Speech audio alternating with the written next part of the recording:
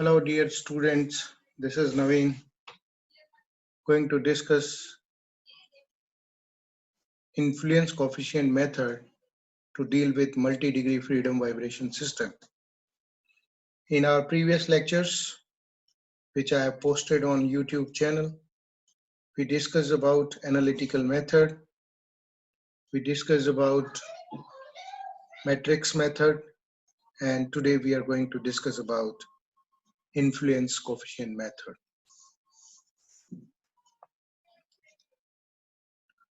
So in this lecture, we are going to deal with governing equation. We would then discuss on calculation of stiffness influence coefficient. In fact, we would also discuss calculation of flexibility influence coefficients as well. And both these influence coefficients, we are going to deal with some example problem. So at the end of this lecture, you would be able to decompose a mechanical n degree freedom vibration system into stiffness influence coefficient and flexibility influence coefficient. That in turn would make you able to solve the problem. Students, as I dealt, this is a n degree freedom vibration system.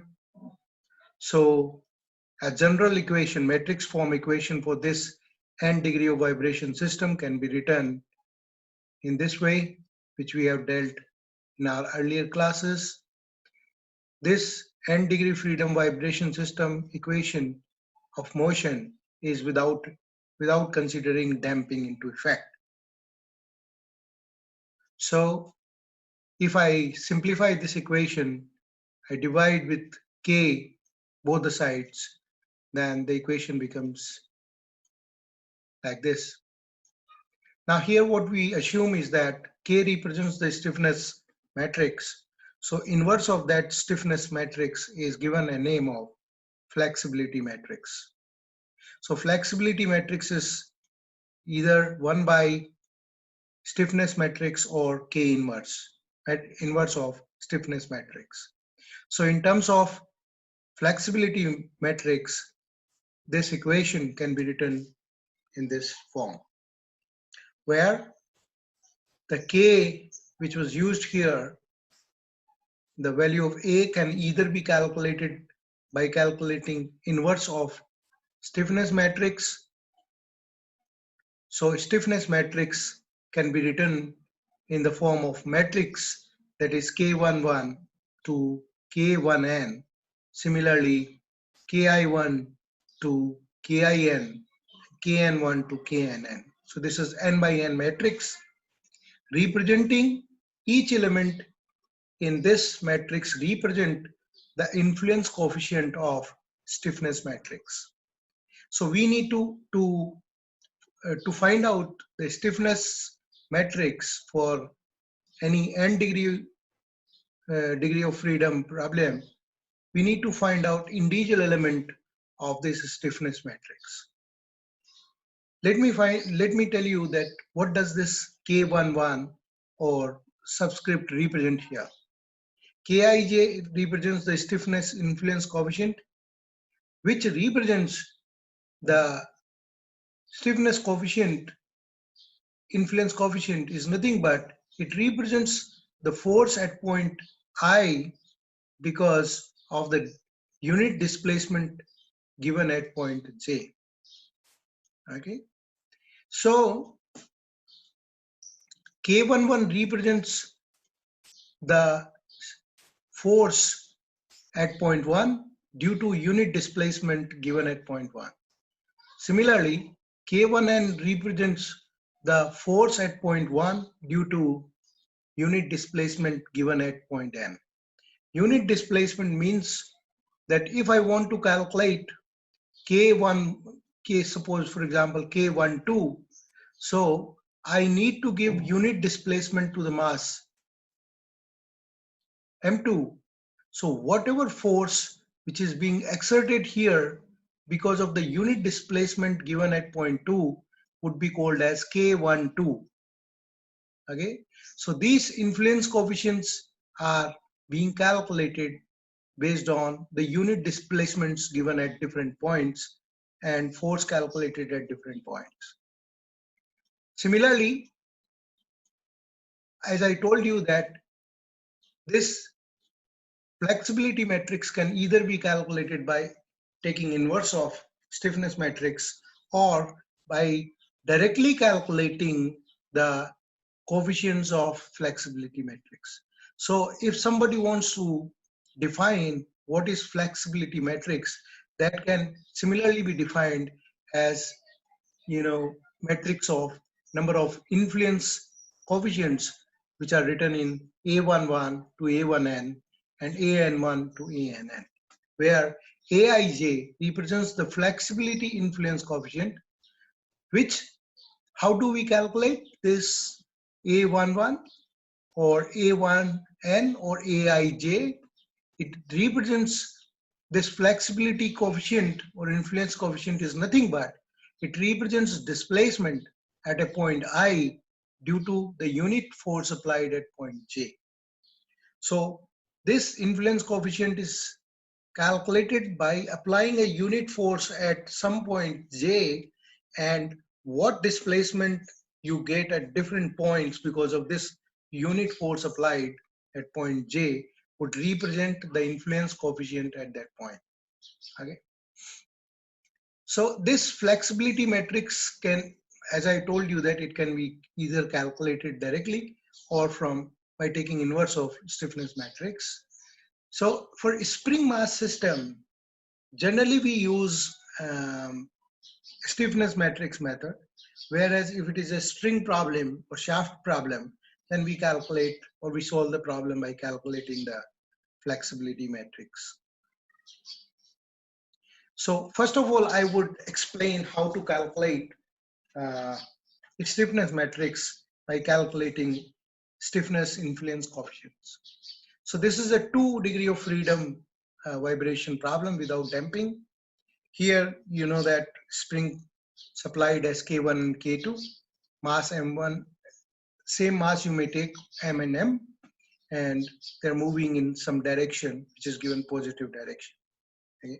So the stiffness matrix, since this is a 2-dimensional problem, so the stiffness matrix is given as composing of influence coefficient as K11, K12, K21, and K22, where K11 represents, as I defined earlier, K11 represents the force at point 1 due to unit displacement given at point 1. Similarly, K12 represents force at point 1 due to unit displacement given at point 2. So you have to provide unit displacement at point 2. So what is the force exerted here would represent K12. Okay.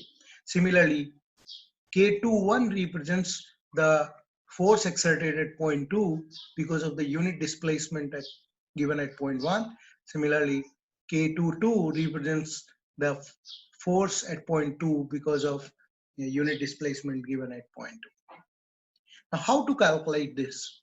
So for this, what we'll do is that, first of all, let us provide unit displacement at point 1 and then find out through free body diagram what are the forces exerted on two different masses. So when you provide unit displacement at point 1, the force exerted, since you have provided unit displacement at point 1, so the force exerted at point 1 due to unit displacement provided at point 1 would be K11. And this would be in the same direction as the direction of unit displacement provided. Now, since you have provided unit displacement to this mass in this direction, so this spring is going to extend, and this force exerted by the spring on this mass would be in negative direction, that is equal to K1. K1 multiplied by displacement. Since displacement is unit, so the force exerted by this spring on this mass would be K1. Similarly, since you have provided unit displacement to this mass, this spring gets compressed. Okay, and this spring gets compressed, so it exerts a force on this mass in negative direction, and that force is equal to K2 because displacement is unit. So K2 into x1, which is unit. So the amount of force exerted here is K2. Now, since this spring is also connected with this second mass, so this would also exert an equal and opposite force on this mass. And the force exerted because of the unit displacement provided at point 1 is equal to K21. So K21 is nothing but force exerted because of the unit force exerted at point 2 because of the unit displacement provided at point 1. So in summary, when you provide unit displacement on point 1, whatever connected through the springs to this mass would also experience some force because of the unit displacement provided at point 1. So the force exerted here, force experience here would be K21, and force experience here would be K11. Now, doing force balance for mass 1 gives you the value of K11, and doing force balance at mass 2 would give you the value of K21. Okay, you can very easily write the force balance equation. This direction is taken positive and this direction is taken as negative. So K11 is equal to K1 plus K2 and K21 is equal to minus K2. Similarly, to find out other two components of the stiffness coefficient matrix, you need to now provide unit displacement at point 2. So unit displacement provided at point 2 would cause a force exerted on mass 2, that is K22, okay, in the direction of unit displacement.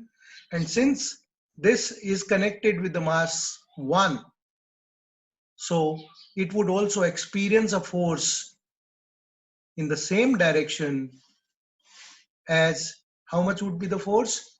That would be K12. 12 means the force exerted at point 1 because of unit displacement provided at point 2. Okay. Now, let me then draw the free body diagram for these two masses. So for this mass, there would be a force exerted because of the unit displacement, that is K22. And since this mass is moving in this direction, so it would extend this spring. So the spring would apply a force in opposite direction, that is equal to K2. Since x2 is 1, so the force exerted by the spring on the mass would be K2 into x2. x2 is 1, so this would be only K2 force. Since this spring is also connected with this mass, it's going to exert equal and opposite force on this mass, that is K2, and the force because of the unit displacement at mass 2 would be K1. Now balancing these masses, these forces on mass 1 and mass 2 would give you the two other values of influence coefficient, stiffness influence coefficient, that is K12 is equal to minus K2 and K22 is equal to K2. So the stiffness matrix was given by this K11, K12, replacing all these values by the calculated values. So you get the final stiffness matrix as K1 plus K2, minus K2, minus K2, and K2. So this is how you can calculate directly the stiffness influence coefficient and therefore the stiffness matrix.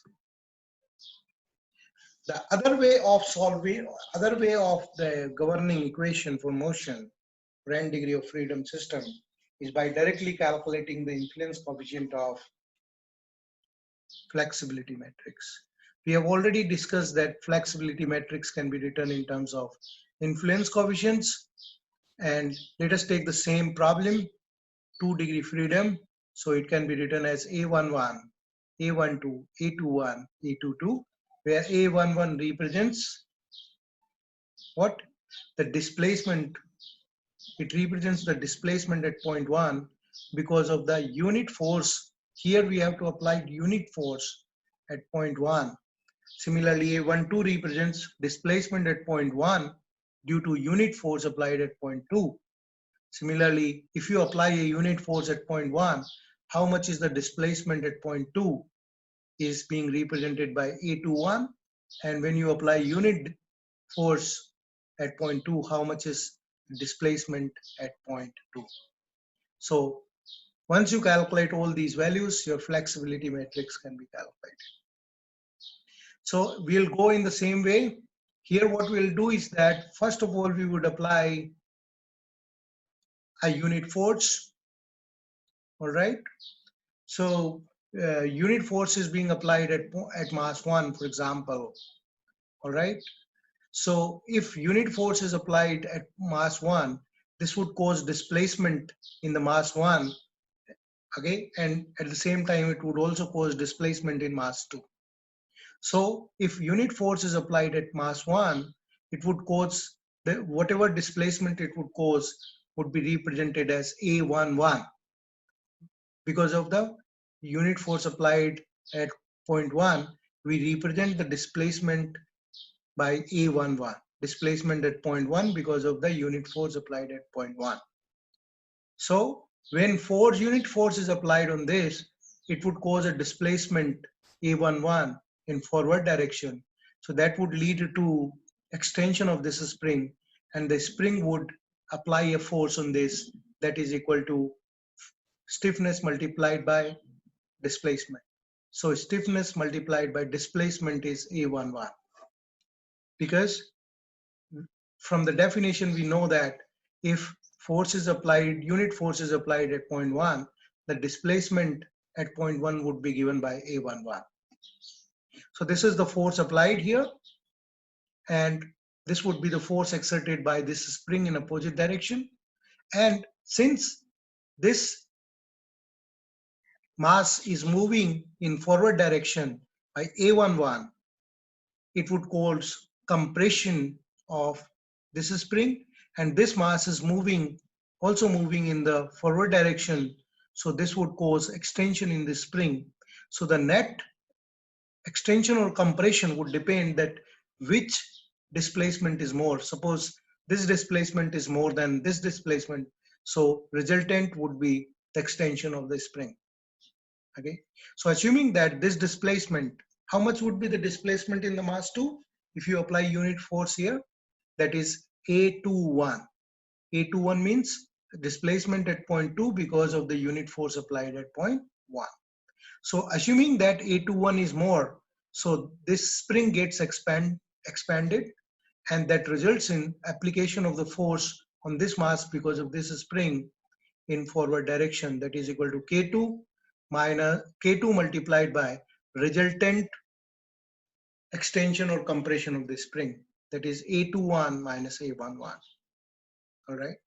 So you get a free body diagram of mass 1 and free body diagram of mass 2.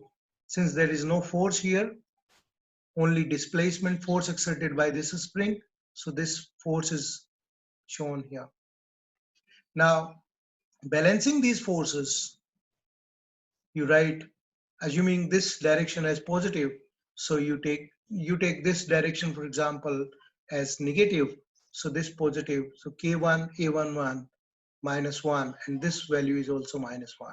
So balancing this, you get the value of A21 is equal to A11. Okay, when you put this value here, A21 is equal to A11. So A21 is equal to A11. This becomes 0. So A11 comes out equal to 1 by K1. Okay. Now balancing the forces here, that would give you A21 is equal to A11. Again, the same thing. Okay. So you balance the forces in mass 2, you balance the forces in mass 1, and you get the resultant values of these influence coefficient A11, A22. Two equations, two unknown, so you can easily calculate. Now, next part would be, can you guess what would be the next two other components to be calculated? by applying unit force on mass 2 and then drawing free body diagram of individual masses. So now you apply unit force at mass 2. So here it is unit force that would result into displacement of this mass as A22 because unit force is applied at point 2 and displacement of point 2 would be represented as A22. And displacement of this mass would be represented as A12 because displacement because of the force applied at point 2.